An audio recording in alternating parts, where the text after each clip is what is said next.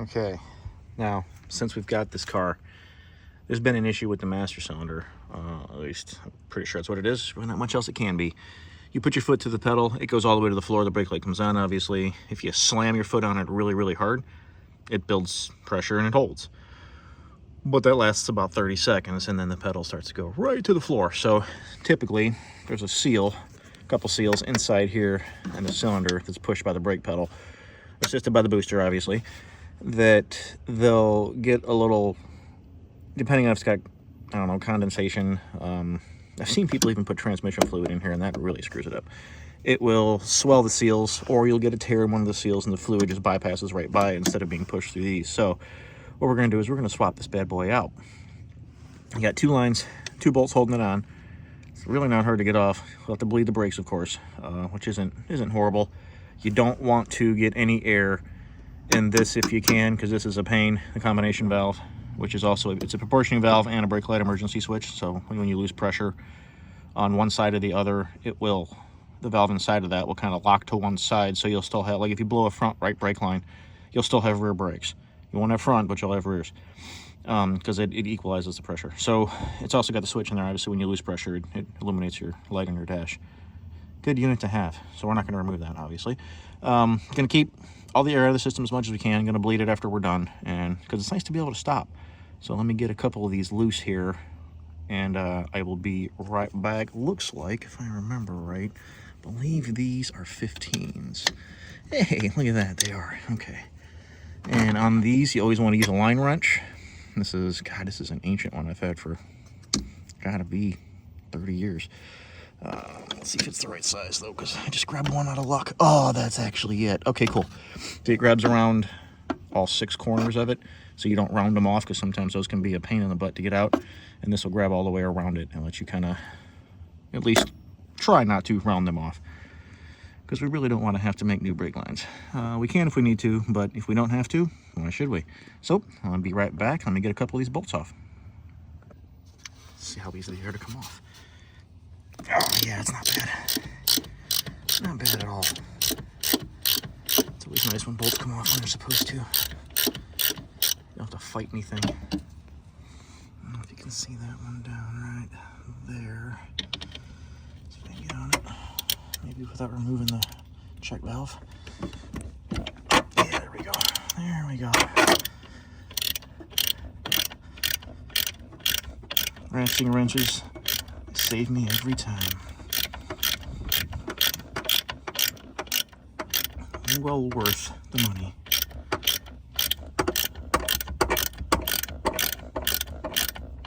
Of course, if I was smart, I would have brought my power ratchet out here. But hey, who says power is the way to go? Sometimes we like doing things manually, right? Maybe not. Okay. The only 2 holding that on, I'm going to leave those kind of on there right for the second while I crack those 2 loose. I'm going to need both hands for that. So I will be right back. Kind of wanted to show something here. Sometimes these are extremely tight, which these are, and I don't want to round them off, of course. Have the wrench go kind of cockeyed on me or anything. I don't want to be smacking this with a hammer either. So these, great tool. This one's Mako. I believe you can see it right there. Yeah, Mako. This is a wrench extender. So you put these on any kind of a wrench, and obviously it extends it. I mean, seems kind of obvious, right? So put this on there, gives you a little bit more leverage. You don't have to go crazy. Don't know if I can set this to where you can see it. Well, maybe not. Let's see if we can play the balancing game. I don't think we can. I don't think you can really see what's going on. Let's try that. All right, let's get this bad boy on here. See, just like that. Bring in right there. Grabs a hold of it. Oh God, that was so much easier. Now take this off because we shouldn't need it once it's cracked. Hear that little cracking noise? Oh yeah, that's cake. All right, let's try this one. Oh my God, that's fitting on there though. The cap's kind of in the way. That might give us a little bit of leverage. Maybe, right?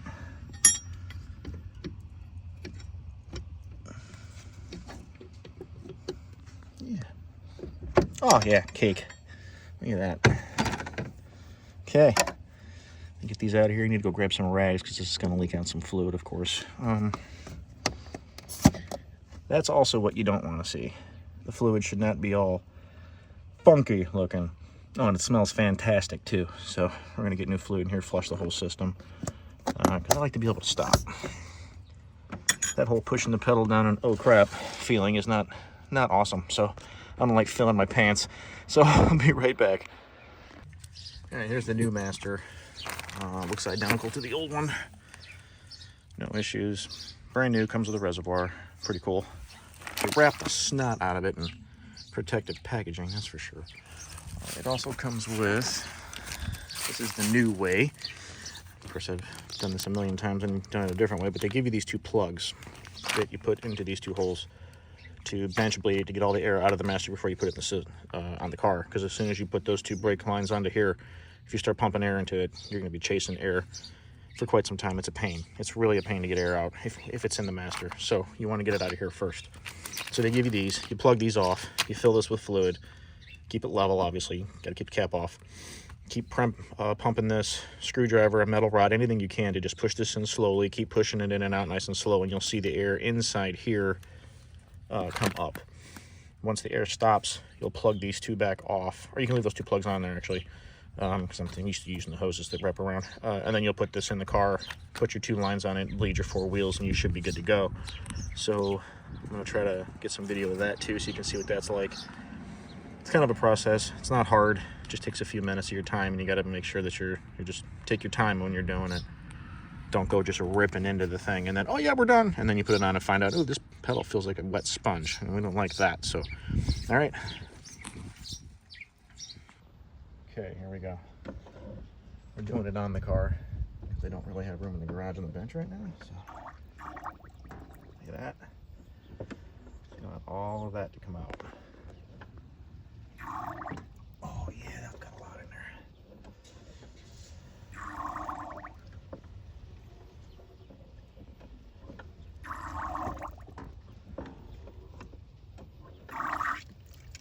Oh, now we're getting somewhere. The funny part is I'm starting to get a pretty hard pedal too, which is a good indicator.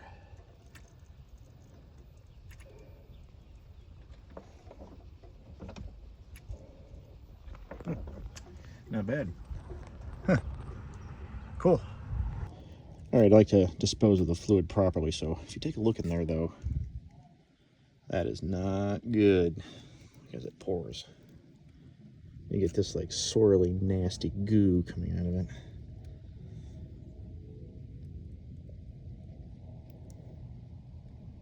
Just another indicator that it probably hasn't been flushed since the car was new. All right, back at it. Another thing I wanted to show real quick, that's the color your fluid's supposed to be. You should see right through it. No cloudy, no dark. If it's starting to get dark, then that's a bad news situation. If you get cloudy, it means you got a lot of moisture in it. So yeah, that's the way it's supposed to be. So let's get on to bleeding these brakes, and should be good to go. All right, so let's finish the brakes on this monstrosity, shall we? So, obviously, it needs pads. They're getting a little thin. But this brake hose has been acting up for quite some time now. So we're going to put pads on both sides and take care of this hose. Probably going to end up just doing all four hoses, because if one's going bad, the other ones are right there with it. And someone's already replaced this caliper and obviously the rotor. And the caliper seems to be working just fine. It's just every now and then when this thing gets warm enough, which is pretty typical of brake hoses, because inside here, there is a liner inside this, and it acts a lot like a check valve. The rubber breaks down, and pieces of it will start to break off. And as the brake fluid comes in, it goes this way. A piece of the rubber will break, kind of come down like that, and kind of close it off. So it won't allow the fluid to go back. So it acts like a check valve, and your brakes stay engaged. After a couple of minutes, sometimes they'll pop when the inside of this, the rubber flap, you know, or the pieces that are breaking off kind of flip or get out of the way or whatever, and the fluid will go back and your brakes will release. That's best case scenario. Worst case is these things lock up, they stay locked up, you're done. It's kind of close to like what having a heart attack would feel like, I would imagine. So we don't want this artery locking up while I'm driving, lose control, get into an accident. We don't want that. So I'm going to take this brake hose off. We're going to replace it. I got a new one. I bought a Raybestos one. I've always been a fan of Raybestos brakes, so I bought one of their hoses. We'll put that on here for today. I've got pads. We're going to put pads on it. Obviously both sides. You never do one side. You always do them both, or in axles at least, in pairs. It's kind of like doing shocks. So when I do these, we'll do both. So we're going to get a brake hose on this. So we have to remove this screw, or this nut, which retains it there. You've got your line going in here, obviously, and that there, which is a banjo fitting, which has 2 copper crush washers. Don't reuse those. I've seen guys reuse them a lot, and you can sometimes get away with it, but once they're crushed, they're kind of deformed to the imperfections in this and the hose and the caliper casting, and you don't want those to, let's see how to explain this. The more that you tighten them, the thinner they get, the more they don't crush, they don't seal, I guess is the easiest way to do it. So they can cause leaks, you can cause issues, you can cause brake failures. So you always replace those too. So if your hose doesn't come with them, you get new ones. It's cheap, cheap, cheap insurance. So let's get that off of there. What size was that? I believe it's got my socket here. An 11? Looks like an 11. So get that on there, just crack it. Yep, came loose real easy. I don't want to take it off yet, because you can already see fluid coming out of it. Doesn't take much. Now we're going to get that one loose, but I'm going to need both hands. So I'm going to get a couple wrenches. Let's get that one off, break it loose. I want to get that one loose too.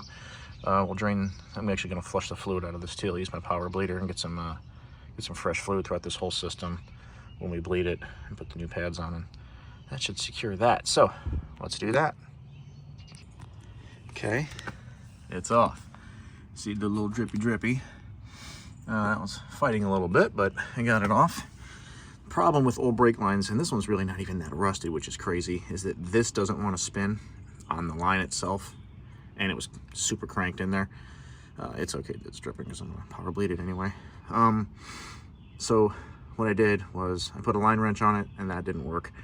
I had to put vice grips on it, grab the 2 flats, and pry real lightly, and hold the brake hose here inside the bracket so that it wouldn't rotate, because it wants to move this bracket, of course, and keep them there, and then rotate the brake hose off of the line, because if you don't, you'll twist this off right here.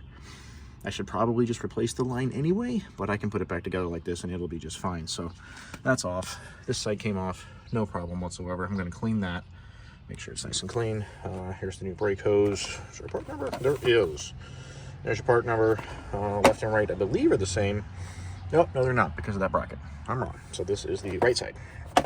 So we'll get this thing mocked up in here and put in place. I've got new crush washers. Here's one of the ones I was telling you about.